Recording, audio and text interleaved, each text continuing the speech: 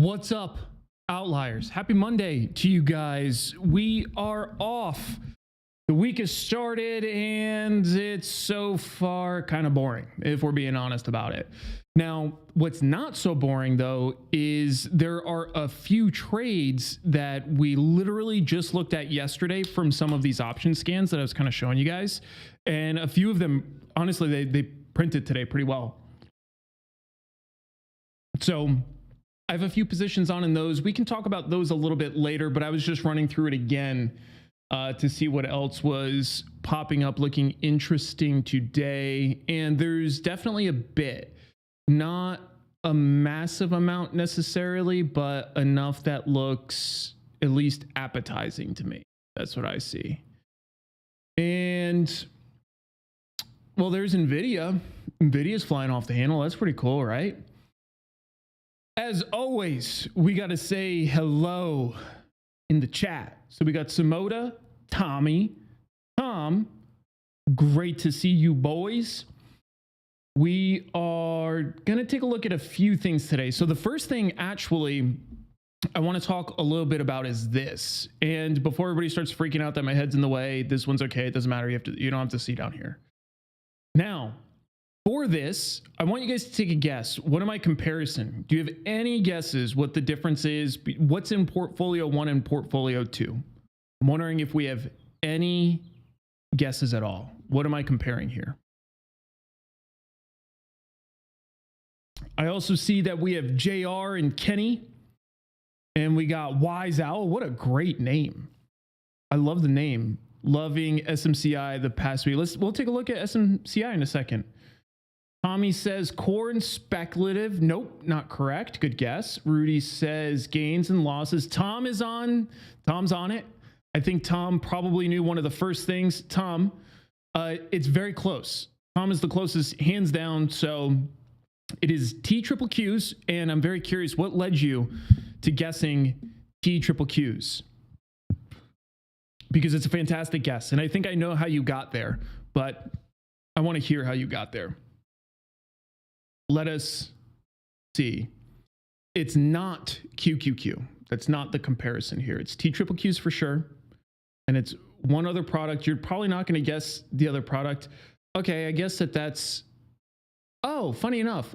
Well, funny enough, you got it wrong for the exact wrong... You got it right for the exact wrong reason then. I was actually thinking that you might have guessed that it was TQQQs because of the drawdown, right? Because if you look at the drawdown here, well, now my head is in the way since I'm sitting up, so I will get out of the way. So if you look at the drawdown here, this is massive, right? So if we kind of take that across, that's like 80% drawdown in 22. So I actually thought that's what keyed you off, but I gave you way too much credit. And you clearly are not as smart as I thought you were, is really what this boils down to. You went for the obvious answer, which was the wrong answer. Tom says you put too much confidence in me. Yeah, it's because typically you're the smart one out of us. So the fact that you were way off on this was really difficult.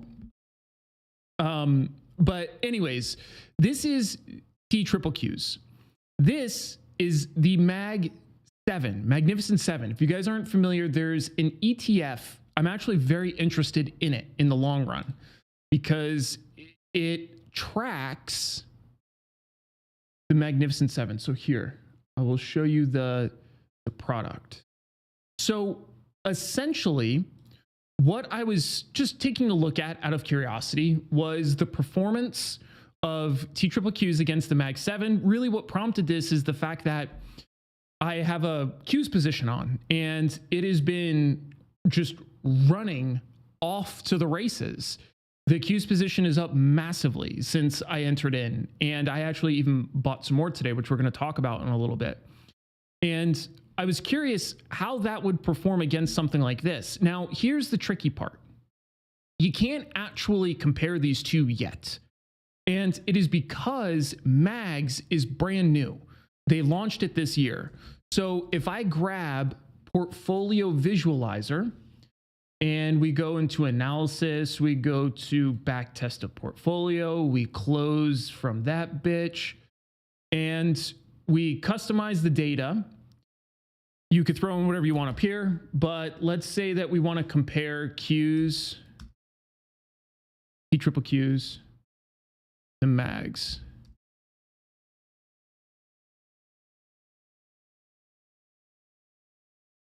You'll see something right from the jump. We can only go back to the start of the year. Right here. So you can't make a great comparison. So if you can only go back to the start of the year, how then did I get all the way back to 2015? Anybody have any guesses on that? It's a pretty simple answer, but it's something people don't think about, funny enough. Voodoo. It's not voodoo, although I do wish I could perform voodoo. That is not currently in my skill set. So it indeed was not voodoo. Any other guesses? Think about what you can do with an ETF. Specifically, if you want to know what's inside of an ETF, what can you do?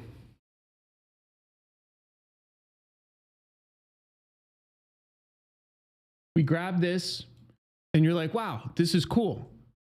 I like what this thing's holding.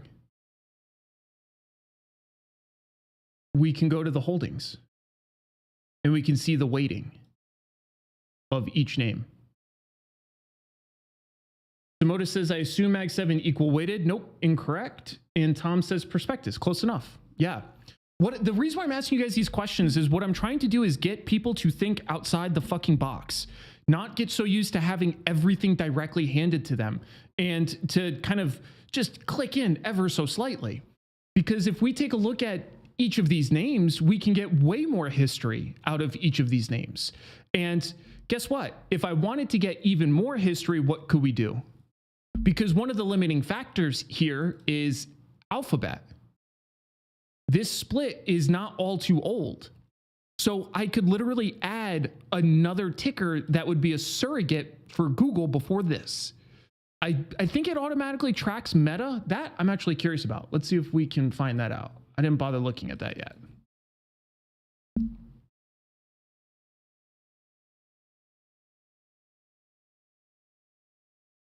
This is just to see how it treats Meta or if it needed Facebook previously. So I'm not going to change anything. I'm literally just going to type in Meta and I'm going to try to go back super far. This goes back to 85. So let's see how far back Meta will let us go. Looks like 2015. So now if we go, JR says Amazon and Tesla also had splits. It's not so much about the split necessarily in this case. It's mostly about the legacy of the ticker. The split will be adjusted. So now let's see if we add Facebook. I'm just curious how the platform handles this. And if you guys have heard me talk about the process of testing things, like you have to go through this. Okay, so it's obviously not accounting for Facebook. It's wrapped up in Meta. So, and again, I kind of suspected that because we had this change to Meta is not all that old. But I highlight this because a lot of people, they want access to free tools, which is cool, but then we were lazy about learning how the tools work. So that's what this is, right? I'm understanding how it deals with different names and different conditions. So anyways, all I did was I grabbed these weightings, which again, if we're being perceptive, we would probably guess that these aren't perfect. Over the life cycle of this product, these weightings will change based on how the fund manages the fund, which is an important note. But it's something to go off of, at least to give us an idea to test this general hypothesis. The general hypothesis was, how does Mag 7 compare to TQQQs? That's what I care about. So I noticed a few things. Right now, their performance is actually very, very similar. However, I don't believe their performance will remain so similar. So one of the reasons why their performance still looks so good in comparison to one another is because TQQQs got set back massively. If I go back again, we'll go to a portfolio visual. Actually, I could just do it in a chart. And if we grab T-trips and we zoom out super far, let's go out even further, like 5 years is good. So you'll notice something really important, and this is something that's super, super important when you're trading any sort of leveraged product. Leverage is good and bad. There's nothing inherently wrong with leverage. However, volatility decay is a big deal in leveraged products. So for those that don't understand the concept of volatility decay, let's take a quick look at this from our website. And there's a reason why this is on the website, because obviously I use this reference pretty regularly. And essentially, volatility decay is a function of return path. If we have things that go down, they need to start going up more in order to get back to break even. So if we know in 2022 that essentially we went from a high of, well, where did we open? We opened 22 at 83.92. I'm going to track exactly what it was. 83.92 at the open. And then where was the low? Somewhere in here, probably one of these two. What's the low here? The low is good old $16.10. So it's an 80% decline, peak to trough. So what does that mean? Well, if we're enjoying this leverage and we start going through this massive peak drawdown period, peak to trough of 80%, well, we have an 80% drawdown. We now need a 400% return to get back to break even. Not a profit. You need to make 400% where you get back to break even. So this is why when you're trading things like leveraged products, you have to be so careful on the volatility decay side of things. Again, I've walked through a million different ways you can skin this cat depending on what you like to do. But I use kind of an adjustable moving average for my entries and exits, because you don't want to just use these long-term MAs necessarily, because you can get chopped around a lot depending on the time frames. And it can be difficult to kind of get in and out depending on your timer on markets and whatnot. So I use a bit of a different approach where I use multiple moving averages and the relationships with one another and prices relationship to all of them. However, you can still apply a very simple rule and still perform way better than going through these kind of really massive drawdowns.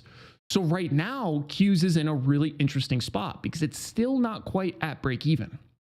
But what will end up happening is over time, as we still continue to see positive drift in markets, more likely than not, centralized in tech, which is the Qs is very tech heavy, you'll probably see this kind of fly up and off to the handle.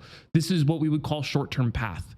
So if I zoom out far enough, you can see that exact function happening during COVID, where it's just starting to just crazily ascend. And this is how volatility-based products will look. Now, the thing here is we cannot fully participate to the downside. If that happens, you find yourself really, again, in a terrible spot without much to show for it.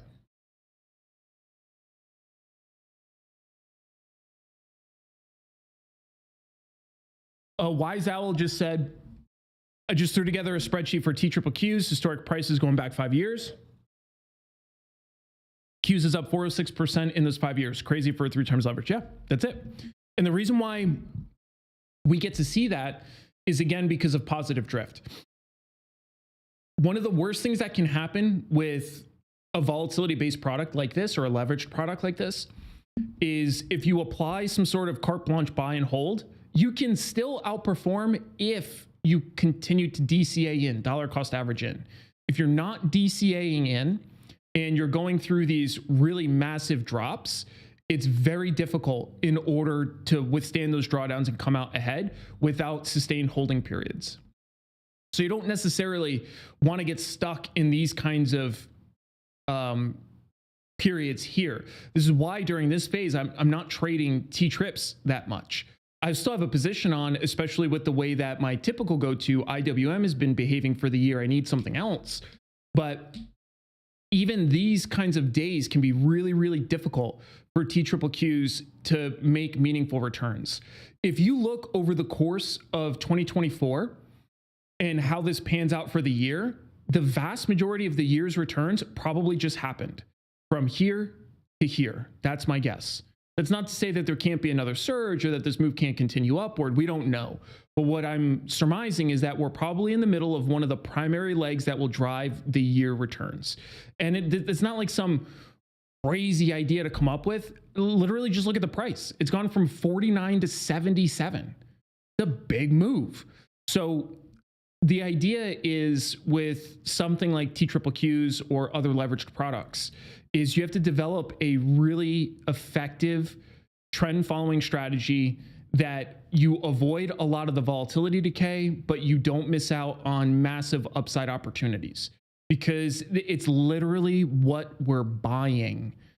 The whole point of trading something like TQQQs is leveraged returns. That's both upside and downside. We make the money to the upside. We don't want to trade a leveraged product which has leveraged risk to the downside and then not participate in the reward for that risk, which is upside. Actually, quite literally the exact opposite for me. I attempt to participate in as much of the upside as humanly possible, in as little of the downside and drawdowns as humanly possible. That's exactly my game. All right, let's see what you guys got in the chat. Crickle, whoa, that's a tough name. Cricket Core. Look into the performance of each of the stocks, looking at market cap, delta, etc. Sorry, I don't know what that's in reference to. I assume you're talking about the Magnificent Seven, but I'm not sure exactly what. Wise Owl, we already looked at that. Data Zero says, sup, dude? Any ideas about GameStop? Any ideas as far as what? You guys know I got lots of ideas of GameStop because I've been spending so much freaking time over the last few weeks looking at it.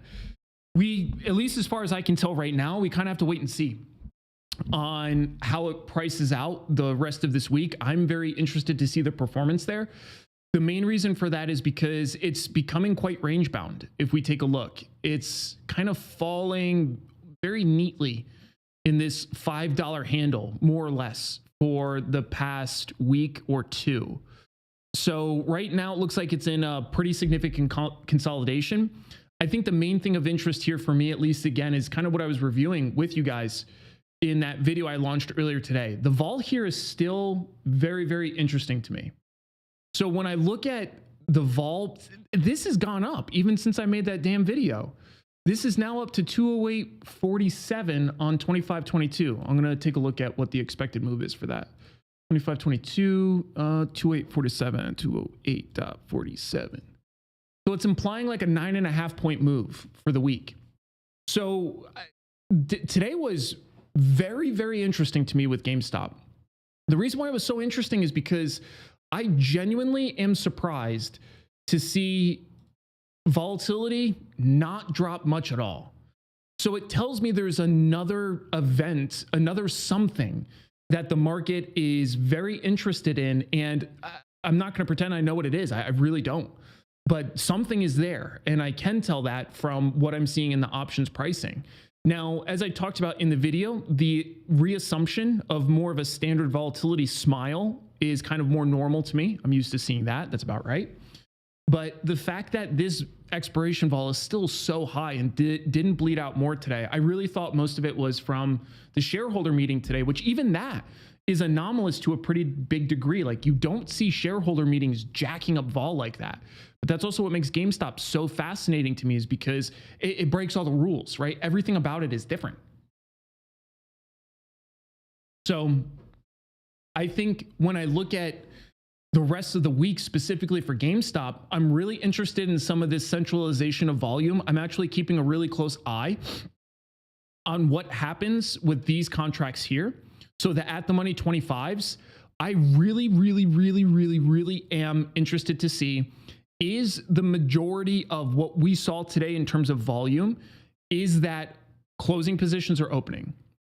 So this I think is really interesting to me, Tommy says, GME, is there any merger or buyout talk? Not that I've seen. I didn't see anything like that in the shareholder meeting. I didn't watch it, but I've been reading the recaps about it. And it doesn't actually look like it too much to me. And it looks like they're talking about kind of the long run destiny of the business. They're sitting on a fat stack of cash now. So they do have some choices available to them at this point. But the other interesting level is this 30 handle. 71,000 volume on this 30 handle against 67,000 OI. Like, that stuff's really interesting to me. Those are strange trades. Wise Owl says, for GameStop, could the algos be reading the huge number of out of the money calls as being from investors that are experienced instead of from retail meme traders? It could. I think it could, but I don't necessarily see that being the case here. Because the other thing is, the algo, they don't really care about the out of the money options. They can replicate easily from a market making perspective, at least. Well, let me take a step back. Are you talking about the market making side of things? Or are you talking about high frequency trading side of things? Is two very disparate things. I was assuming you were talking about the market making side of things. And at the end of the day, these like lower delta out of the money options right now with not a lot of time left and plenty of float still to pick from, I don't think that that necessarily resonates a ton and causes any big issues. And as stuff starts gaining deltas, I mean, there's still so much availability from the recent offering that I don't see there being a massive pinch on the horizon, but we don't know. As always, the market can kind of whipsaw in a lot of different ways, especially with characters like Roaring Kitty rolling around. Like, if he starts playing games with those shares, he has a lot of power really in the position that he has and how he chooses to deal with it. So that's one of the reasons why I'm continuing to follow the saga at this point. One, because I've been getting a bunch of questions from people about the options chains and options in general on GameStop, which I literally love this stuff. So I'm always happy to take a look at it. But I think right now, again, the market's looking at something this week. I can see that, but I just can't see what it's looking at. I don't know what this is. This is still massively elevated in the near term, even out kind of this, 3 expiration cycles to the 166 level. Like, that's still not insignificant, like 165%. And I know GameStop, if we look at GameStop, we can go back a long time and we can get a relative understanding of how vol in, I got to use a different one thing. One sec, sorry. So just so you know, the way that this script works, I need it to be based off of days. So when I just switched to 5-year weekly, this dropped off, just for anybody that uses this. Just because this dropped off, I know that it's because we need days. So if I want to go back further, I still need it to be days, and it'll show me like that, which actually kind of reminds me, I probably should add one of these, shouldn't I? Like a 5-year daily or some shit. Let's go out just a little bit further. 5-year daily, maybe. Yeah. That's about right. So you obviously can't see anything whatsoever in the chart itself. That's okay. But what I want to highlight to you is when I look at the movement of volatility in here, you can see that it maintains a relatively elevated function of vol. So what I'm doing is I'm drawing a comparison between what I'm seeing now in these expiration cycles here. And even though I see a history of at least moderately high vol, this is still elevated to me. So I think I've said that 42 times at this point. I'm just trying to drive the point home that this is anomalous, something happening. Don't know what. Weird, right there. Stranger danger. Don't know what. Simodus says, one would say they have options. That is, one would say that, I believe. Yusubio says, in this low IV, what's a good product to sell strangles on? Yeah, there's a bunch of stuff you can sell strangles on. And if we take a look at, let's take a look at a scan in a second. Let me get through the rest of these real quick. Jaren says, RK should sell his GME and squeeze AMC. One, I don't think the apes are going to like that. They get real weird about AMC and GameStop being brought up in the same sentence, I've learned. But I don't think that that's necessarily in the cards. I haven't looked much at AMC. I do have a position in that too. But as I've said a million times, my equity positions in GameStop and AMC is literally just out of solidarity with the apes. I literally love what you guys have done. And like I've said it before, I consider myself a guest. I'm not a long-standing ape. I don't have the 4-year history that people have followed this entire thing, that duration. I just haven't done that. But I love it. So anyways,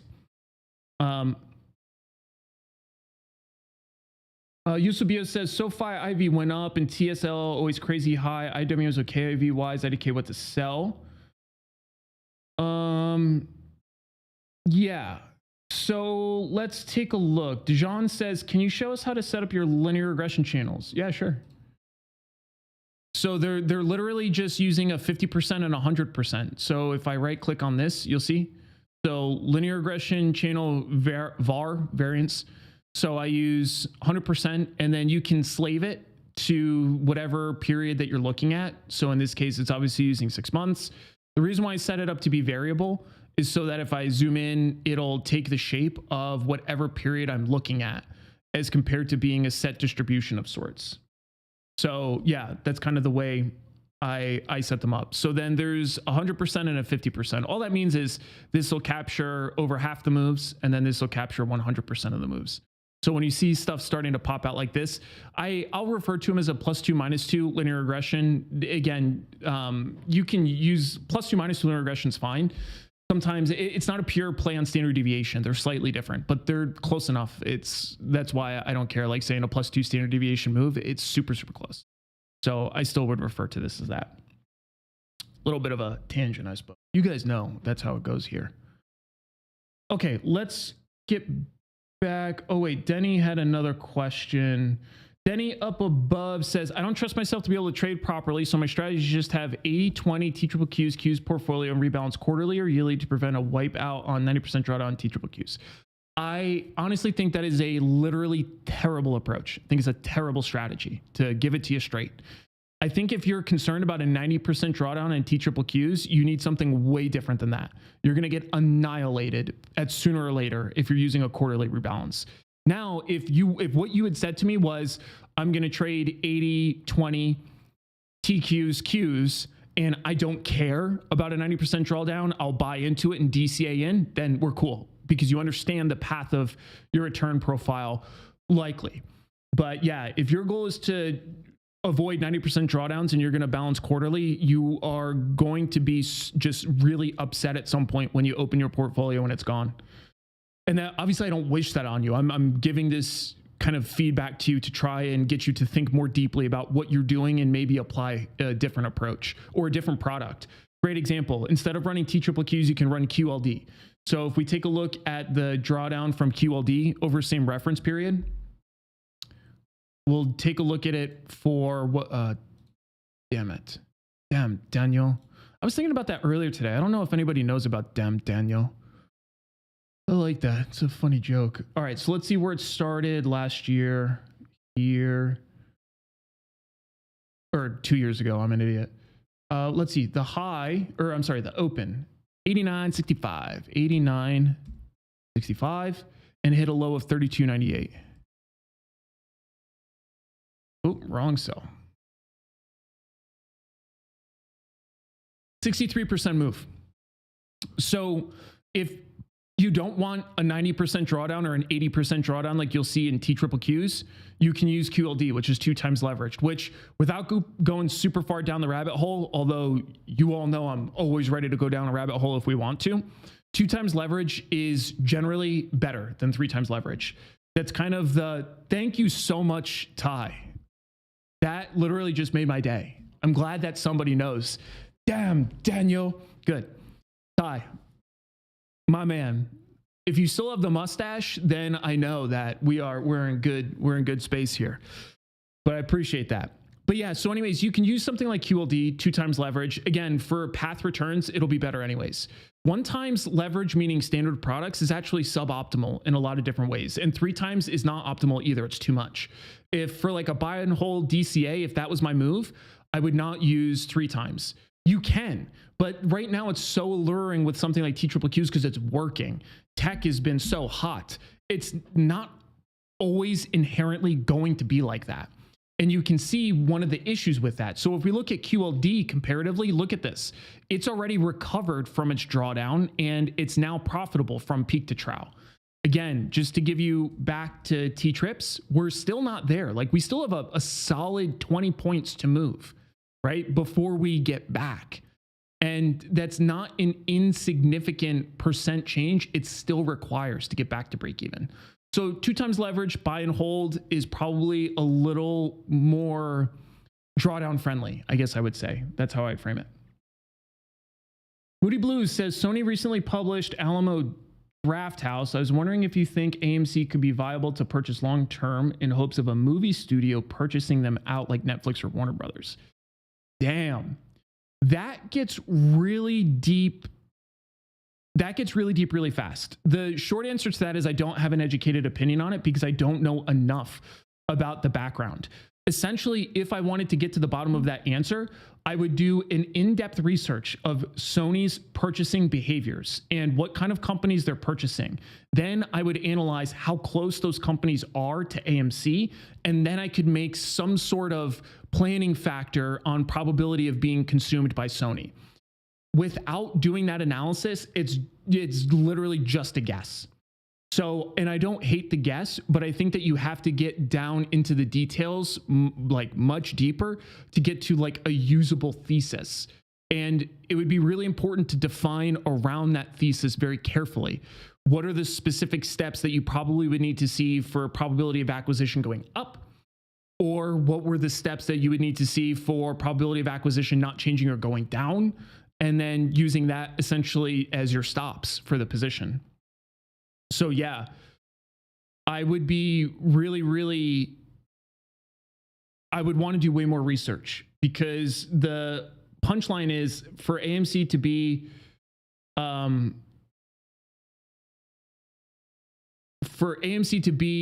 purchased, it's not outside the realm of possibility. All those things are on the table, but it's too difficult to say just from that. Wise Owl. Dude, I love that name so much. DFV has been focused on one single stock and we've only been made aware of first long calls. I wonder if he follows the KISS principle. Well, there's a bunch going on there. I think one of the things is DFV, well, especially with options. I think options traders make the biggest mistakes when they try to make a 32-leg Stegosaurus position. Like it's just crazy. When you trade derivatives from a retail trading perspective, friction is such a problem for us. I literally had a problem today getting a fill in TQQQs. So it's like you have to be so cost conscious, and it's not just upfront costs, which I've said a million times. So I'm not going to beat that horse to death even more, but it's worth noting for those that might not be aware. So most of what I trade is very simple as well. Now, obviously for him, he's hyper centralized, right? One product, at least as far as we can tell. Now, I don't fall into that camp, but I also do not over diversify. Whenever I have a large book on, it's typically when I'm trading really short-term trades that I know are coming down and more are going on. But my core positions, typically there's less than 10 of them, more often than not. And over diversification, I think, is also a problem, a potential problem for retail traders. If you don't take the time to like fully parse out how you think about markets and the way that you want to trade them, it's very difficult to then create the subsequent infrastructure to be successful at it. I bring that up because I was re-listening to Market Wizards. I think it was I could tell you right now what it was. I think it was called the new Market Wizard.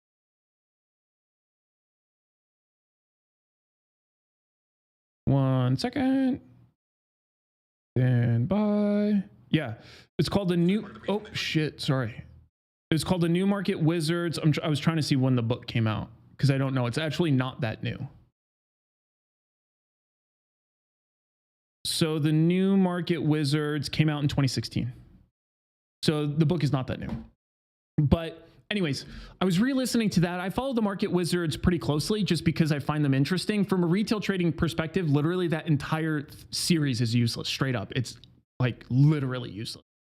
Because he's talking to institutional traders, and the way that they do business is literally light years different than the way that we do business. I was actually talking with an ex-Citadel options trader that now works at his own fund, and we were just bullshitting for a while about options and trading. And again, like it's a completely different universe, what we try to do. So all of that to close the thought loop is if you listen to Market Wizards, you'll find that people have completely polar opposite approaches to markets. Some fully believe technical analysis is the only way. Others think it's complete voodoo. Some do fundamental analysis. And literally, these are super hyper professional and successful institutional traders with like diametrically opposed opinions on approach. Some believe in over diversification and having a lot of positions. One guy was talking about not having anything less than 50. Then there's other people that say no more than 5. All I'm trying to say is anybody that tries to box you in and say this is the way to do it, they're fucking stupid. And it's not accurate, because I can always point to different examples where the opposite is true.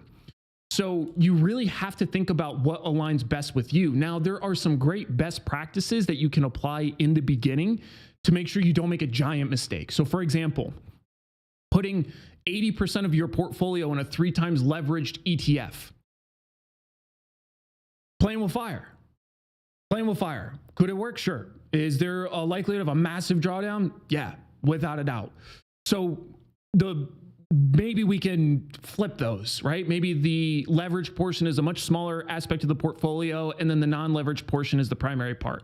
That's actually kind of the beautiful part about leveraged products, is that you don't have to put in as much money to get the same directional exposure. Anyways, that aside, there's not a lot of room for broad platitudes in the world of trading when it's such a nuanced space. But in the beginning, being really careful about risk and stuff like that, obviously, all that boring stuff. Who's got time to worry about that? Bunch of nerd stuff. Wise Owl says, 2 years ago was red for almost everything. SQQB would have been, with a time machine, a better play. Yeah. Well, I think especially 2 years ago, that's the other cool thing about being at least a trader, in my opinion, is the ability to trade in multiple directions. Right? Like I spend a ton of time trading both up and down. I'm actually working on a couple videos right now for the guys from the Discord that were asking about the ratio put diagonals that I trade. So I'm going to outline some of those trades from this year. My goal is actually to pick one that worked well and one that didn't work well, to give two different examples to work off of. But speaking of, let's talk about this a little bit. So this is one from our very one and only Shrey. Jay, he got rid of the J. I don't know why. Maybe he didn't want to, I don't know. Maybe he doesn't want to get convinced, like mixed up with somebody. I know you as Shrey J. Shrey is weird. But Shrey J says, could you please expand on your thought process for adding more shares? So this is, again, one of the things that takes a really long time to build a healthy mindset around as a trader. And it's this right here. He's kind of replying to this. This is from, perfect. Let me cross it out entirely so that you can't see it, as compared to try to highlight it like that so that you can follow along. That was really solid of me. But up top, that was just an update that I posted earlier in like the trading section of the Discord, where I said I was rotating out of some longer dated cash secured puts. This is in TQQQs. And I moved them in closer and I bought more shares. So one of the questions Shrey was asking is, why did you buy more shares? And we're referring to, again, TQQQs, especially when it's literally at nosebleeds. So this is not a normal transaction for a lot of people. But for me, it's a function of training your way to think differently and more objectively about markets. So there's a couple members in the Discord that I was actually talking with that they were, talking about how they've been flattening their positions because they think it's gone up too much. And people have been talking about that all the entire way. What I try to remind people is my job as a trader is to have all different kinds of scenarios thought through. I should be thinking about lots of things. What I'm acting on is completely different. Do I think TQQQs is overextended here? Abso-fucking-lutely. Yes, I do. Objectively so. Does that mean it can't go up more? No. So does that mean if I have a position that benefits from it going up because I think it's overextended that I should take my trade down? No. It's doing exactly what I wanted to do, go up. So I bought more because it's going up. Now, I will say, you'll notice that my stops are very, very tight. So the very first stop is using the low, or really the open for today, and then the close from Friday. This will kick me out at a massive profit whenever that happens. And then I'll observe. I'll wait and see when it breaks back up above these levels, and then I'll re-enter. But my job as a trader is not to front run every move. You'll miss so many of them trying to do that. There's a reason why top ticking, getting things at the very top, and bottom ticking, getting things at the very bottom, it's literally a fool's errand. I actually get a kick when I find people on like X and even sometimes on YouTube and other social media where they're like touting how perfectly they time something. And I always chuckle to myself because it's like, tell me you don't know much about trading without telling me you don't know much about trading. To think that that's some sort of badge of honor to top tick something at some point and bottom tick something at some point, it is literally the definition of ignorance to me. Now I will redact that statement for somebody that consistently top ticks and bottom ticks. Mad respect to that. That's cool. But what I'm highlighting is you can't really like raise your hands and praise yourself for getting lucky, right? The prospects of top ticking or bottom ticking is very, very luck based. Lots of other things go into it. You could be happy about it for sure, but to act as if this is some sort of consistent, reliable system that can be deployed over the long run is silly to me. And if you're worried about anything other than that as a trader, you're in the wrong business. You're in the entirely wrong business. So the short answer to how I think about this, it's about as simple as I outlined. Now, I break it down for you guys, and I broke it down like that in the Discord mostly as a joke, right? Because I'm not trying to inundate you guys with all of the random shit that goes on in my head. But when I see this, like NASDAQ breadth is slacking, this is completely accurate. Price extended away from short-term MAs, absolutely accurate. Volume steadily declining away, this matters, maybe not so much. I would consider that something to be aware of. But like, as I look at today, it had above average volume, the vast majority buy volume. So whatever the volume was the beginning of May, like I don't care about that. It's a different period, right? The reason why there's so much volume here is because there was a big price depression and people were jumping in droves to try to fill up on what they can get. So this is a lot of sale volume and then a lot of buy volume to fill up the bags while the getting's good. So this, I wouldn't directly compare. Again, like this is the part of being able to partition different time frames and analyze them as they should be. So here, I look at it as there's zero overhead resistance in our near future. Actually, let's see where we find the nearest overhead resistance. I'm kind of curious. It looks like here. About there. That's my guess. So right now we're here. Yeah, so we already crossed above this, and look how small these volume nodes are. Nobody gives a shit about those little nodes. Nobody's transacting there. They're just a bunch of babies. I guess you consider this the next actual, that's funny how that works, right? So this is kind of where we tapped out before. This is towards the bottom of these candles, so it's not super clean. Towards the top of this one, bottom of this one. So a lot of touches, and a touch today and close below. So this, I think, actually would be probably the more appropriate near-term resistance, and this would be after that. And then when I look at near-term support, somewhere around there-ish. But at least for the way that I'll trade this is there's no reason for me to hold from 77 down to 63. Literally, if this starts falling at any point, you can see where my first alert is set. Your boy's out. I'm out of there. And then I will simply maintain the short puts and short calls, take the short calls down at a profit whenever they turn a profit, and then be ready to enter back in. One of the other things I think that goes into this is not having any loyalty whatsoever of buying or selling. I am indifferent. I'm agnostic. I'll buy if it's going up. I'll sell if it's going down. I genuinely don't care. So if I see something like this that's going up, I'll buy it. If it starts selling off and going down, I'll sell it, get out, or I'll even short it. And then if it goes back up, I will immediately revert and do the opposite again. Like, I don't care. It doesn't matter to me. What matters to me is making money in the product. It's not being correct in my whatever I think should happen and trying to validate that. So yeah, I decided to wait for a pullback to add longs, which evidently has not served me well since 612. Yeah, that's hilarious. So let's take a look at the 12th. The good old wait for a pullback. Yeah, nice gap up, and it's been off to the races. Yeah, And I mean, that's a pretty standard kind of thing that, at least for you, Shrey J, you should be aware of by now. Where if you wait for a pullback, you can wait for a really long time, meaning you can never see it again. That happens time and time again with strength. We look at NVIDIA, even post-split. Let's say that you were waiting for a pullback from 47. You thought it was overextended leading into that.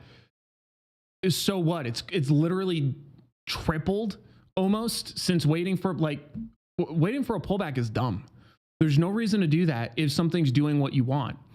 Now, there are always variations to all of this. If you're a really long-term investor and you're trying to get things at a slight discount below whatever you value their intrinsic value at, sure, you can wait for some sort of pullback. You don't have to like buy at the tops of absolute mania. But again, I wouldn't be afraid of buying on strength. If something is displaying strength, it's doing exactly what we want. So I think the way you get better at weighting your analysis is changing the way you think about your analysis. The analysis is not designed to front run. The analysis is designed to be prepared to react depending on what the market does. It's not to try and forecast top tick, bottom tick. That's what I would say there. The John says, oh no, somebody asked earlier about looking at something else. I thought, what was it? I don't want to forget, but I'm forgetting. I'm scrolling up through the chat because I think somebody asked to take a look at another ticker somewhere. I just don't remember what it was. And then I said that we would look at it. And then I forgot. And then here we are now. SMCI. Thanks, Mr. Wise Owl. I appreciate it. Take a look at SMCI. Ooh, interesting.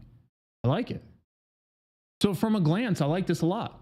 Big giant up move, 275 to 1230. Big steady consolidation here. Now, I like that these are moving the consolidation period itself. The lows are starting to scoot up, right? So we hit an extreme lows there. We hit some extreme lows there.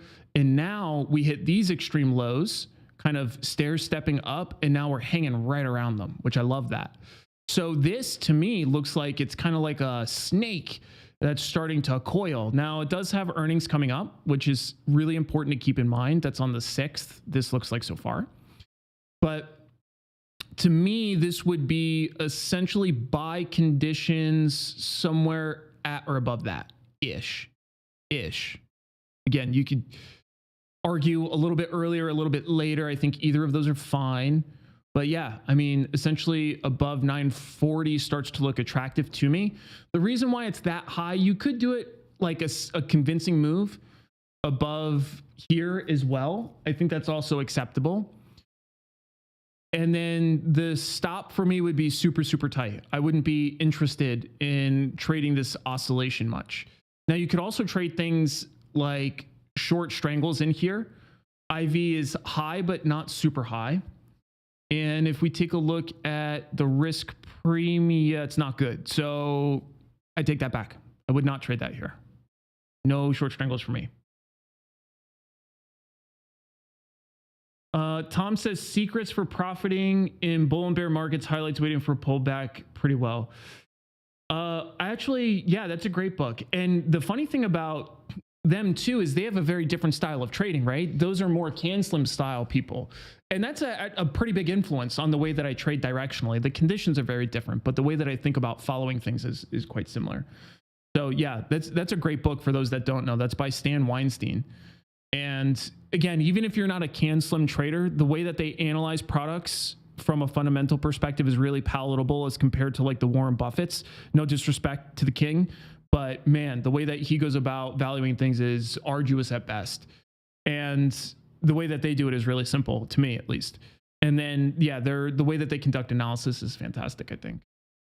So yeah, that's a good point. Back to SMCI.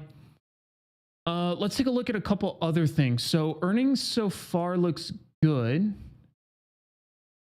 Let's take a look at earnings.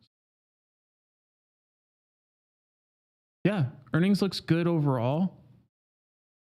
We're continuing to beat, which is important. So I like that a lot. From a fundamental perspective, in the short term, looks really strong. So I'm looking at EPS. I'm looking at things like cash flow. Free cash flow I care about, but not as much, especially in something like this. Return on equity, I care, but not a ton. It kind of just gives me some efficiency ratings. Profit margins are very important to me, which look good. It's not super leveraged. Very, very liquid. Net income is building.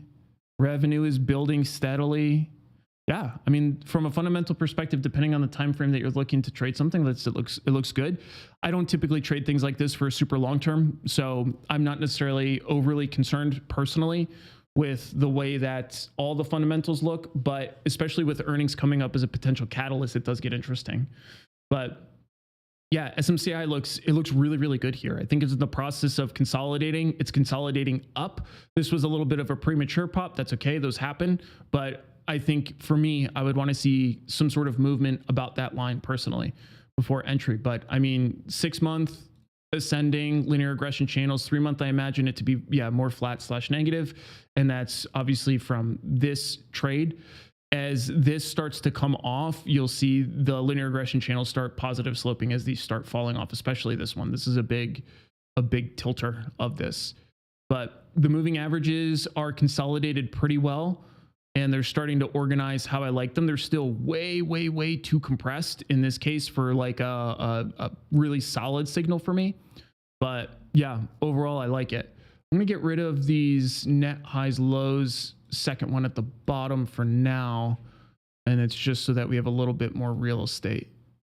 Get rid of those. That was so that I compare the NASDAQ to the New York Stock Exchange. I do that because it lets me get a better view of the markets realistically. But yeah. And then the other that you guys wanted to take a look at was MU. Y'all are very tech heavy. Yeah, off to the races, bro.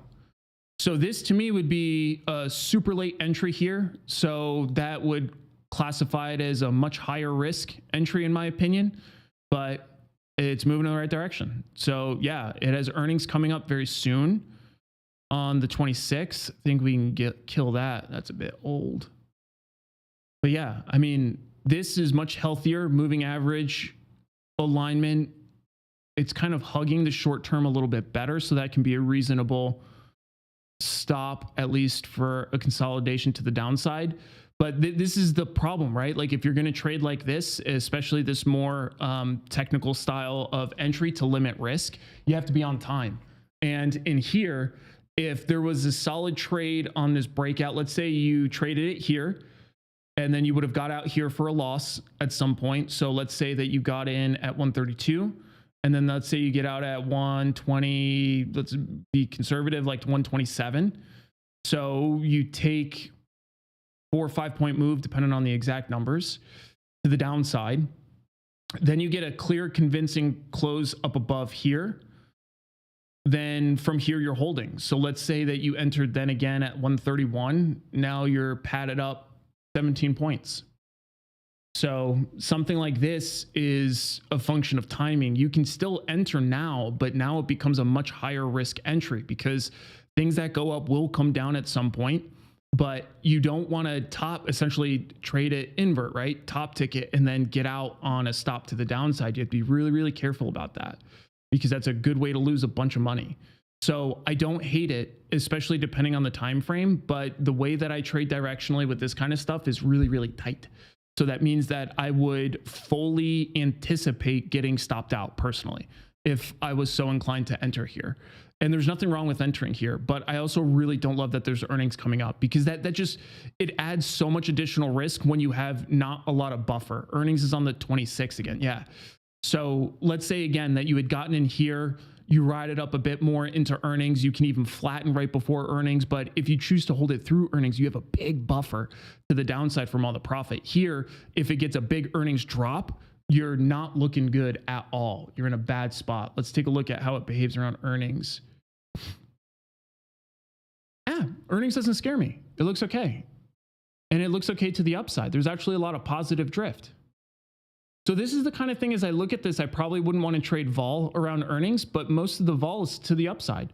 So this is another example of even potentially an upside earnings play. Not, again, my standard fare, but if it looks good, it looks good, man. And the downside risk doesn't scare me at all. So 51.20 down to 49.43, that's baby move, nobody cares. 55.28 to 53.65, nobody cares, little baby move. So yeah, the big gap down risk doesn't seem massive to me, but that's high level thoughts. High volatility percentiles, massive, 100%. That's crazy for something that's near all-time highs like this. Typically you see vol contracting a bit, but that's obviously all a relic of upcoming earnings. There's a lot of interest in this upcoming earnings cycle. That is beyond clear to me here. That's actually pretty crazy. And variance risk premium here looks okay. Not a ton, not enough that I would trade, especially with this recent uptick, but it looked good before. But this is a good example of staying relevant to what risk premiums are showing us currently. Cool. That is all I got for you guys. I will see you in the Discord. Be an outlier. See you guys later.